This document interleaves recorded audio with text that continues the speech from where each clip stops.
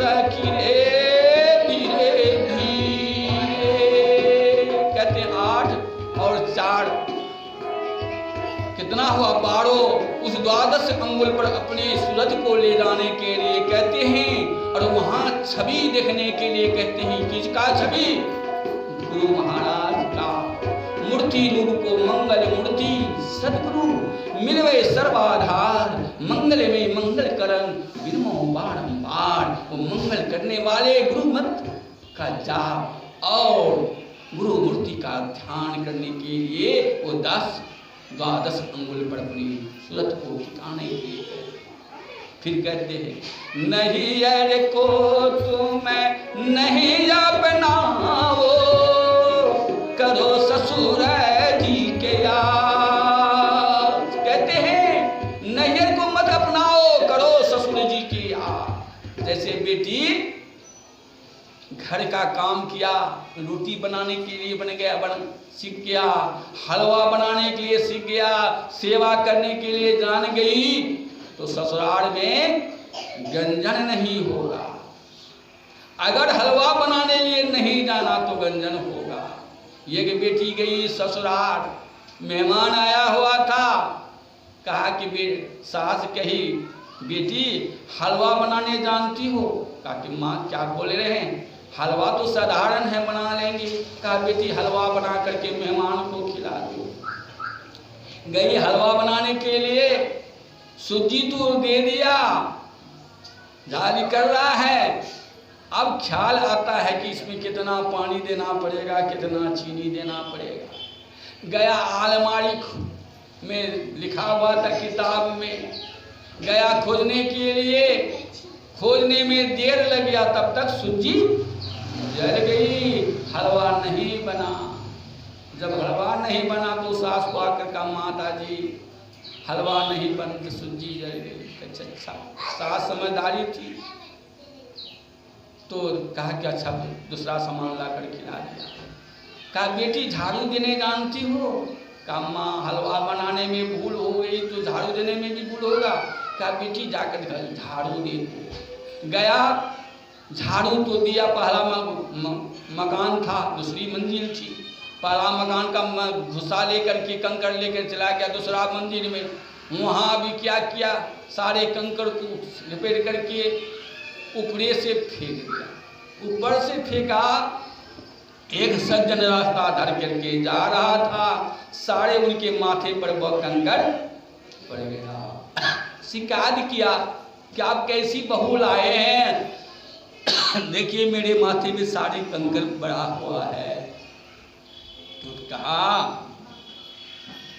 अपने बहू से, क्या बेटी तुम तो बोला था कि हलवा बनाने में भूल हो गई, तो झाड़ू देने में क्यों भूल किया बेटी? तुम कैसा हो?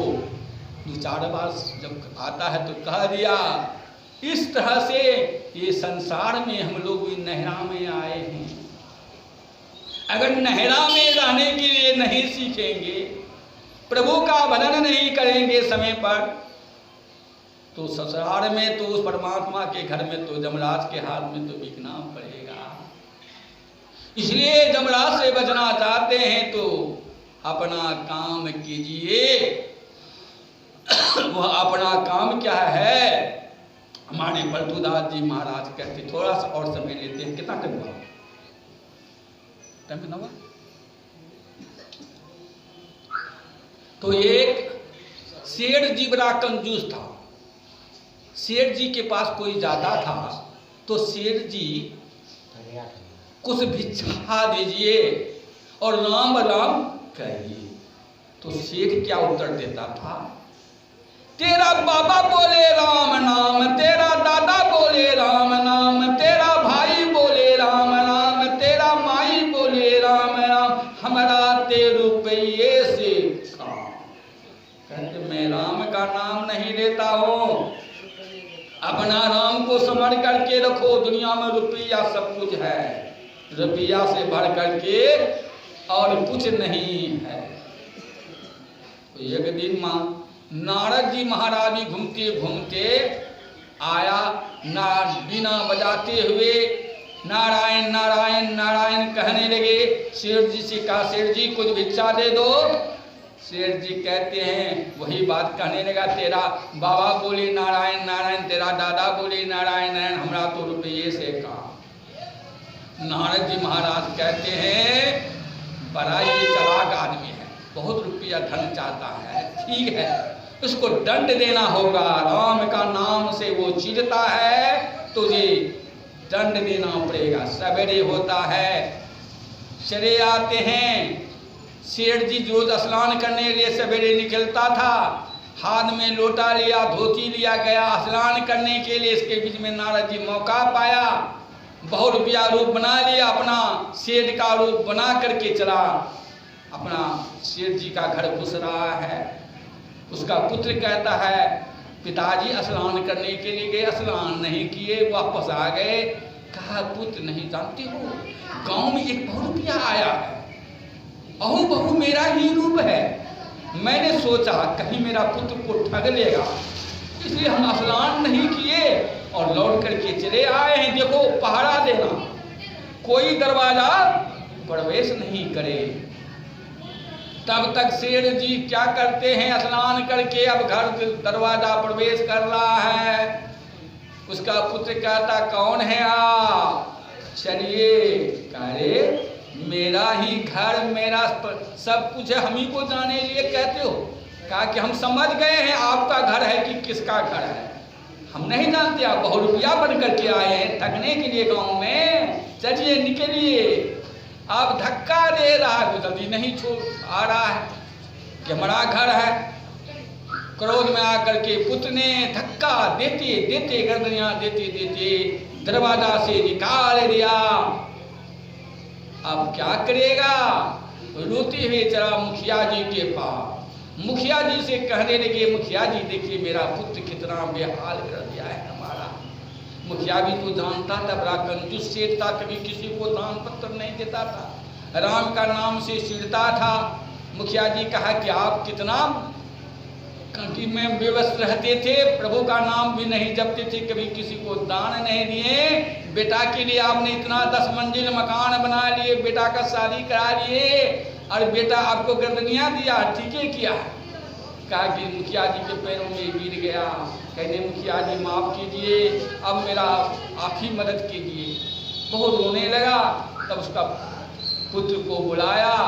पुत्र भी आकर के कहता, मुखिया जी इसका बात का विश्वास नहीं कीजिए, मेरा पिताजी मेरा घर में है, ये बहुरूपिया बन करके आया है गांव को ठगने के लिए। कि तुम्हारा पिताजी घर में है?